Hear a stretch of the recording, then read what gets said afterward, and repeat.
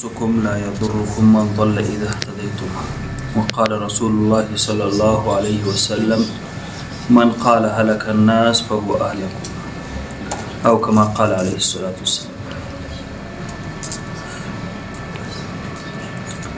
رمضان کے سلسلے میں بیانات کا سلسلہ جاری ہے۔ اس سلسلے میں آج ایک آیت آپ حضرات کے سامنے تلاوت کی، جس کا مفہوم ہے اللہ تبارک و تعالیٰ فرماتے ہیں کہ اے ایمان والو، تم خود اپنے آپ کو تبدیل کرو۔ جب تم اپنی اصلاح خود کرو گے تو جو گمراہ لوگ ہیں وہ تمہیں کوئی نقصان نہیں پہنچا سکے۔ اصل میں اگر ہم دیکھیں تو قرآن پاک کی جو مختصر سی آیات ہوتی ہے، قرآن پاک کا یہ اعجاز ہے، یہ کمال ہے۔ اگر ایک چھوٹی سی مختصر سی آیت بھی بندہ لے لے اور اس پر عمل کرے، وہی اس کی نجات کے لیے کافی ہوتی ہے، بجائے کہ لمبی چوڑی نصیحتیں ہو، زیادہ بڑی بڑی تقریریں ہو۔ تو اس کی بجائے قرآن پاک کی جو ایک چھوٹی سی آیت ہوتی ہے، اگر ہم اس کو لے لیں، اس کو اپنے زندگی میں لائے، تو وہی ایک آیت بھی ہماری نجات کے لیے کافی ہوتی ہے۔ اب اس آیت کو لے لیں، اس آیت میں اللہ تبارک و تعالیٰ نے بہت بڑی جامع بات کہی ہے۔ فرماتے ہیں کہ ایمان والو، تم اپنے آپ کو لازم پکڑو، اپنی اصلاح خود کرو، تو جو گمراہ لوگ ہیں وہ تمہیں ضرر نہیں پہنچا سکتے۔ تو اصل میں ہم لوگ غور کریں کہ اس زمانے میں کتنی تنظیمیں ہیں، کتنی پارٹیاں ہیں، کتنے لوگ ہیں جو اصلاح کا کام کرتے ہیں، لیکن قافلہ اپنے منزل مقصود تک نہیں پہنچ رہے، بلکہ اس کی بجائے دن بدن جو ہے گمراہی بڑھ رہی ہے اور فحاشی بڑھ رہی ہے، لیکن اصلاح کا کوئی راستہ ہمیں نظر نہیں آتا ہے۔ کیوں نہیں آتا ہے؟ تو اس آیات میں ہماری یہی خرابی کا ذکر اللہ نے کیا ہے کہ اصل میں تمہارے اندر خرابی یہ ہے کہ تم جب اصلاح کا کام شروع کرتے ہو تو دوسروں سے شروع کرتے ہو۔ جو بھی کوئی پارٹی بنتی ہے یا کوئی تنظیم، کوئی انجمن بنتی ہے، تو اس کا سب سے پہلا نعرہ یہی ہوتا ہے کہ ہم لوگوں کی اصلاح کریں گے، معاشرے کی اصلاح کریں گے، جوانوں کی اصلاح کریں گے۔ تو لہٰذا یہ پہلا سٹیپ جو ہے، پہلا قدم جو ہی غلط اٹھاتے ہیں۔ آپ دوسروں کی اصلاح نہ کریں، سب سے پہلے اپنا اصلاح خود کریں۔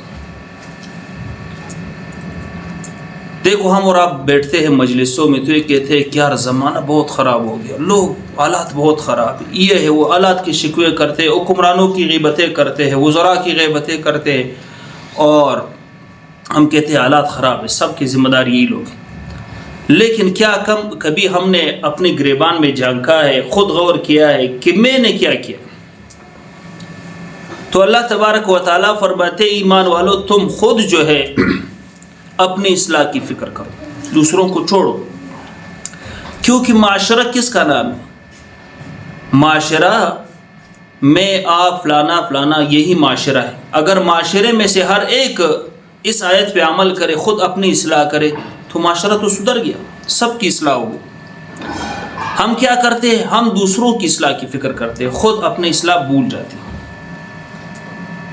تو حدیث میں بھی آتا ہے نا، آپ صلی اللہ علیہ وسلم کی مختصر سی حدیث ہے، من قال هلك الناس فهو اهلك۔ جو لوگ یہ تبصرے کرتے ہیں کہ یار لوگ خراب ہو گئے، حالات خراب ہو گئے، کہتے ہیں یہ سب سے زیادہ خراب یہی ہے، سب سے زیادہ ہلاک یہی شخص ہے جو اس طرح کی تبصرے کرتے ہیں، جو اس طرح کے کمنٹس پاس کرتے ہیں۔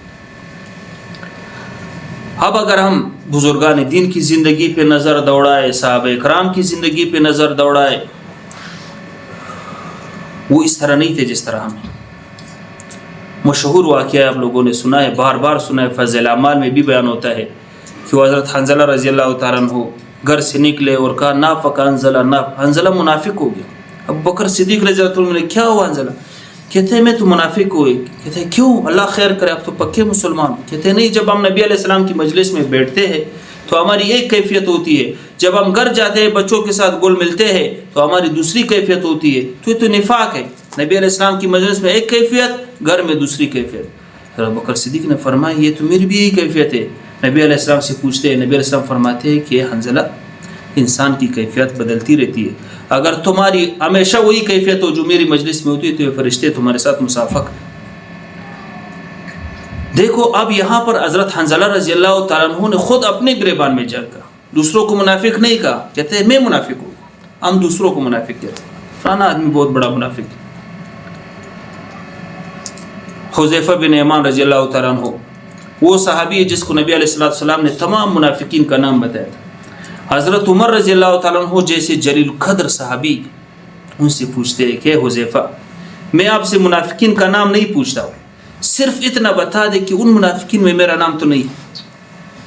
دیکھو عشرہ مبشرہ نبی علیہ السلام نے اسی دنیا میں ان کو جنت کی خوشخبری سنائی, اور معراج کے موقع پر نبی علیہ السلام نے فرمایا کہ میں نے جنت میں ان کا محل دیکھا, لیکن اس کے باوجود اس کو اپنی ذات کی اتنی فکر ہے. کہتے ہیں میرا نام تو نہیں ہے, دوسروں کے بارے میں میرا کوئی وہ نہیں ہے, صرف مجھے اپنا بتا.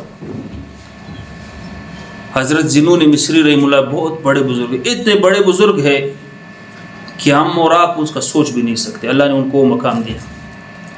تو ایک دفعہ ان کے زمانے میں قحط پڑا, بارشیں نہیں ہو رہی, لوگوں کی زبانیں خشک ہو گئی, حلق تک آ گئی, لوگ پریشان ہو گئے, دعائیں کر رہے قبول نہیں ہو رہی, استسقاء کی نمازیں پڑھ رہی بارشیں نہیں ہو رہی. ان کے پاس آ گئے سارے لوگ, کہتے ہیں اب تو اللہ والے کوئی دعا فرمائے, کوئی دعا فرمائے کہ اللہ تعالیٰ بارش برسائے. جانور مر گئے, باغات خشک ہو گئے, کھیتیں تباہ ہو گئی, کچھ بھی نہیں ہے. تو انہوں نے کہا کہ دیکھو ہم میں سے ضرور کوئی گناہگار ہے.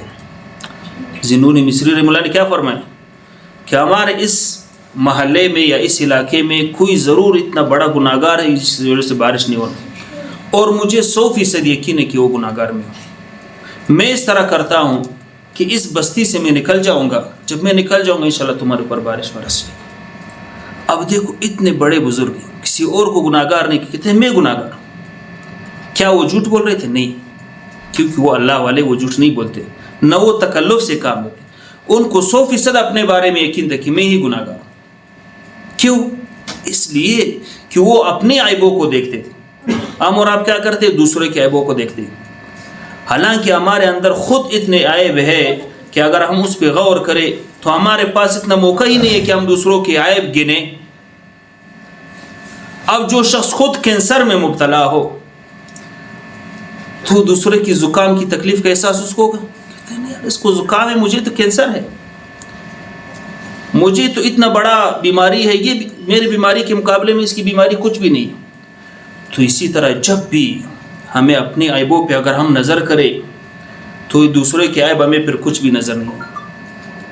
تو اس آیات میں یہ ہے کہ تم اپنی عیبوں پہ نظر کرو, دوسرے کے عیبوں کو نہ دیکھو. تو رمضان کا موقع ہے, تو اس میں ہم یہ عہد کریں کہ آج کے بعد میں اپنی عیبوں پہ نظر کروں گا, دوسروں کے عیبوں کو نہیں دیکھوں گا. میں سب سے زیادہ گناہگار اپنے آپ کو سمجھوں گا, دوسروں کو گناہگار نہیں سمجھوں گا. تو اگر ہم اس ایک آیات پہ عمل کریں سارے معاشرے والے, سارے لوگ, تو ہماری معاشرے کی اصلاح خود بخود ہو جائے. حضرت مولانا اشرف علی تھانوی رحمہ اللہ حکیم الامت مجدد الملت, ان کے ایک مرید نے عرض کیا کہ حضرت جب آپ بیان کرتے ہیں تو اس وقت میرے دل کی کیفیت یہ ہو جاتی ہے کہ اس مجلس میں جو سب سے زیادہ گناہگار وہ میں ہوں جب آپ کا بیان ہوتا ہے. تو حضرت نے فرمایا کہ میں اللہ کی قسم کھا کر کہتا ہوں جب میں بیان کرتا ہوں تو اس وقت میں اپنے آپ کو سب سے زیادہ گناہگار سمجھتا ہوں, سب سے زیادہ گناہگار میں اپنے آپ کو سمجھتا ہوں. اور میں آپ لوگوں پہ رشک کرتا ہوں کہ ماشاءاللہ یہ کتنے لوگ نیک لوگ ہیں, ان کو میری عیبوں کا پتہ نہیں ہے جو میری بات سن رہے, حالانکہ میں ان سب سے زیادہ گناہگار, یہ تو پھر بھی خوش قسمت ہے اللہ کی باتیں سن رہے. تو کہتے ہیں میری یہی کیفیت ہے. دیکھو جب شیخ کی یہی کیفیت ہے تو مرید کی بھی وہی کیفیت ہے. تو یہ تھے ہمارے بزرگان دین. تو آج سے ہم یہ عہد کریں کہ ہم اپنی عیبوں پہ نظر کریں گے, اپنی اصلاح کریں گے, خود اپنے آپ کے اندر تبدیلی لائیں گے, لوگوں کی اصلاح کی فکر چھوڑیں گے. جب آپ خود اپنی اصلاح کریں گے, جب آپ کی اصلاح ہوگی پھر آپ کے بات کے اندر بھی تاثیر ہوگی, لوگ آپ کی بات کو تسلیم کریں گے, آپ کو عزت دیں گے. تو سب سے پہلے کیا ہے؟ اپنی اصلاح. اللہ تبارک و تعالیٰ میں عمل کی توفیق عطا فرمائے.